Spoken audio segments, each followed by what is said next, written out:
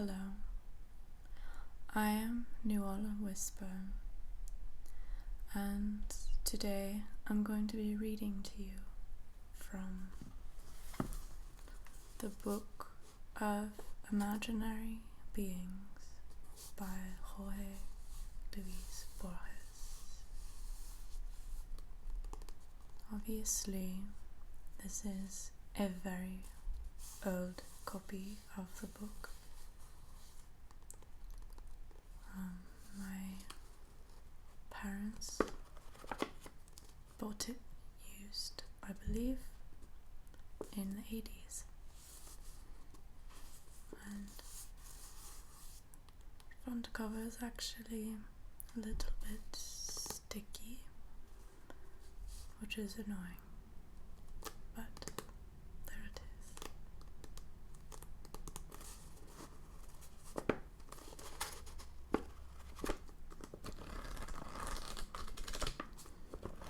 So let us begin.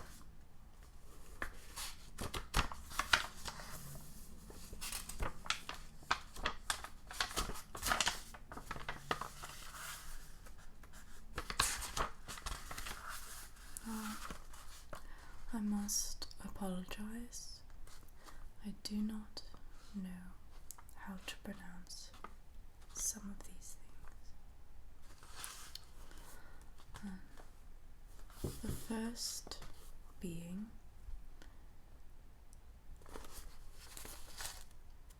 a bow, a chew, I'm guessing. So forgive me if that is totally off. But without further ado, our bow, our chew. Maybe that's closer. If you want to look out over the loveliest landscape in the world, you must climb to the top of the Tower of Victory in Cheetor. There, standing on a circular terrace, one has a sweep of the whole horizon. A winding stairway gives access to this terrace, but only those who do not believe in the legend dare climb up. The tale runs: on the stairway of the Tower of Victory there has lived since the beginning of time a being sensitive to the many shades of the human soul and known as the Abao Archu. It lies dormant for the most part on the first step until at the approach of a person some secret life is touched off in it, and deep within the creature an inner light begins to glow. At the same time, its body and almost translucent skin begin to stir, but only when someone starts up the spiraling stairs is the Abao Archu brought to consciousness, and then it sticks close to the visitor's heels, keeping to the outside of the turning steps, where they are most worn by the generations of pilgrims. At each level, the creature's color becomes more intense. Its shape approaches perfection, and the bluish light it gives off is more brilliant. But it achieves its ultimate form only at the topmost step, when the climber is a person who has attained nirvana and whose acts cast no shadows. Otherwise, the Abao Archu hangs back before reaching the top as if paralyzed, its body incomplete, its blue growing paler, and its glow hesitant. The creature suffers when it cannot come to completion, and its moan is a barely audible sound, something like the rustling of silk. Its span of life is brief, since as soon as the traveller climbs down, the Abao Achu wheels and tumbles to the first steps, where, worn out and almost shapeless, it waits for the next visitor. People say that its tentacles are visible only when it reaches the middle of the staircase. It is also said that it can see with its whole body, and that to touch it is like the skin of a peach. In the course of centuries, the Abao Achu has reached the terrace only once. This legend is recorded by C.C. Iturburu in an appendix to his now classic treatise on Malay Witchcraft, 1937.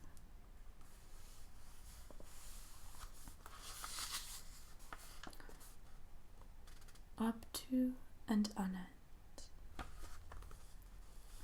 As all Egyptians knew, Abtu and Anet were two life-sized fishes, identical and holy, that swam on the lookout for danger before the prow of the sun god's ship. Their course was endless.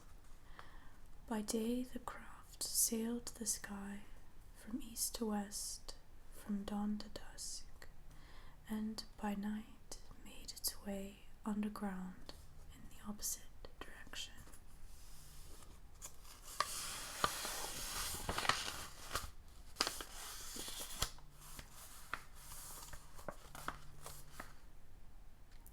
The Amphisbaena.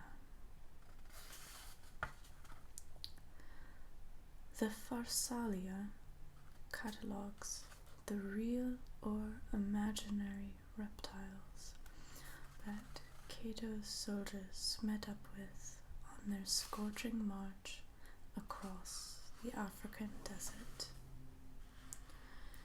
Among them are the parias, content with its tail to cleave its track, or, as a 17th century Spanish poet has it, which makes its way erect as a staff, and the jaculi, which darts from trees like javelins, and the dangerous Amphisbaena also, that moves on at both of its heads.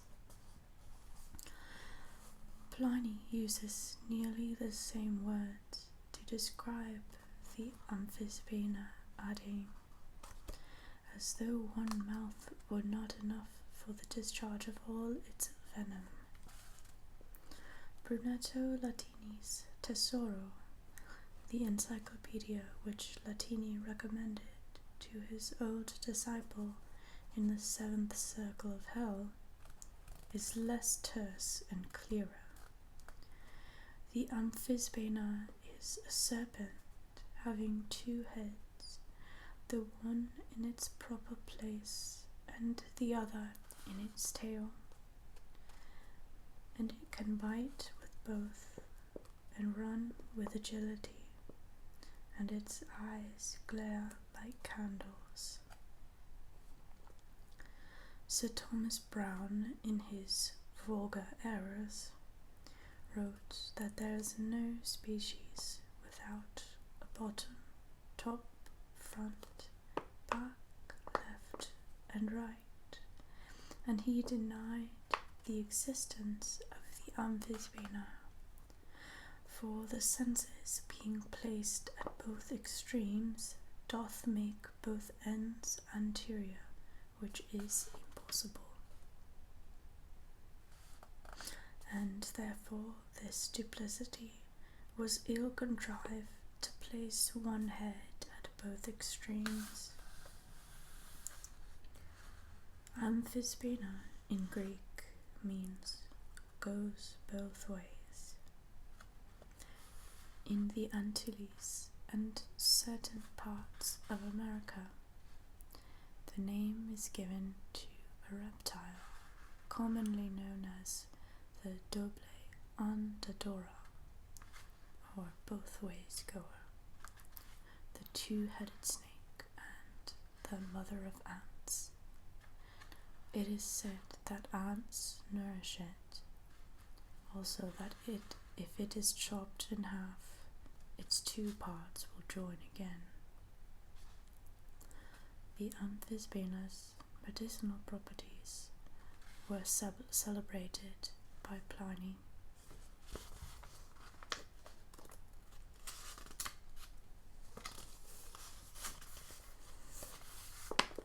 An animal imagined by Kafka.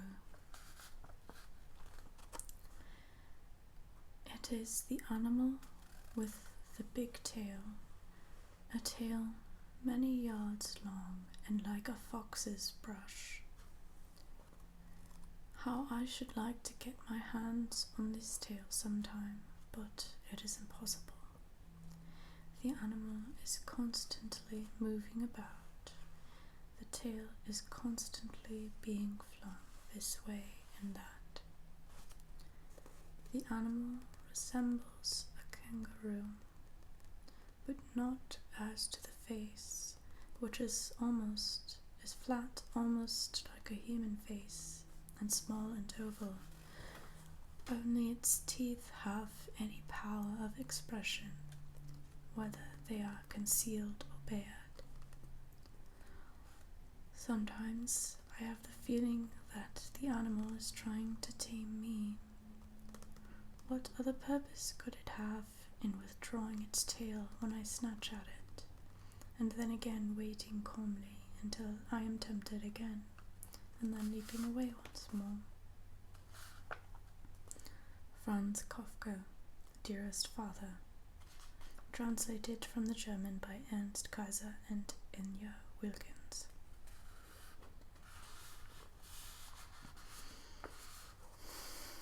An Animal Imagined by C.S. Lewis. The noise was very loud now, and the thicket very dense, so that he could not see a yard ahead, when the music stopped suddenly. There was a sound of rustling and broken twigs, and he made hastily in that direction, but found nothing. He had almost decided to give up the search when the song began again a little farther away. Once more he made after it. Once more the creature stopped singing and evaded him. He must have played thus at hide-and-seek with it for the best part of an hour before his search was rewarded. Treading delicately during one of the loudest bursts of music, he at last saw through the flowery branches a black something. Standing still whenever it stopped singing, and advancing with great caution whenever it began again, he stalked it for 10 minutes. At last it was in full view, and singing, and ignorant that it was watched. It sat upright like a dog, black and sleek and shiny, but its shoulders were high above Ransom's head, and the forelegs on which they were pillared were like young trees, and the wide, soft pads on which they rested were large as those of a camel. The enormous rounded belly was white, and far up above the shoulders the neck rose like that of a horse.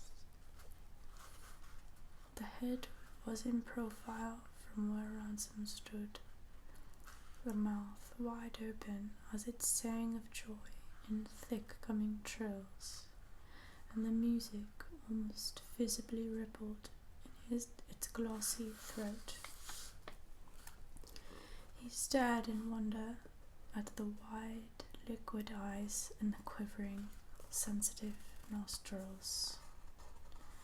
Then the creature stopped, saw him, and darted away, and stood, now a few paces distant, on all four legs, not much smaller than a young elephant, swaying a long, bushy tail. It was the first thing in Paralandra which seemed to show any fear of man. Yet it was not fear. When he called to it, it came nearer. It put its velvet nose into his hand and endured his touch. But almost at once it darted back and, bending its long neck, buried its head in its paws. He could make no headway with it, and when at length it retreated out of sight, he did not follow it.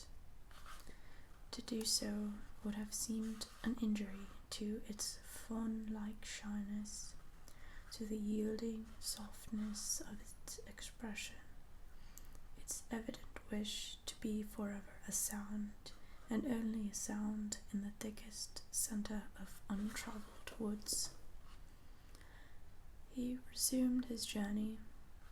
A few seconds later the song broke out behind him, louder and lovelier than before, as if in a paean of rejoicing at its recovered privacy. "The beasts of that kind have no milk," said Paralandra, "and always what they bring forth is suckled by the she-beast of another kind. She is great and beautiful and dumb, and till the young singing beast is weaned, it is among her whelps and is subject to her. But when it is grown, it becomes the most delicate and glorious of all beasts and goes from her, and she wonders at its song." C.S. Lewis, Paralandra.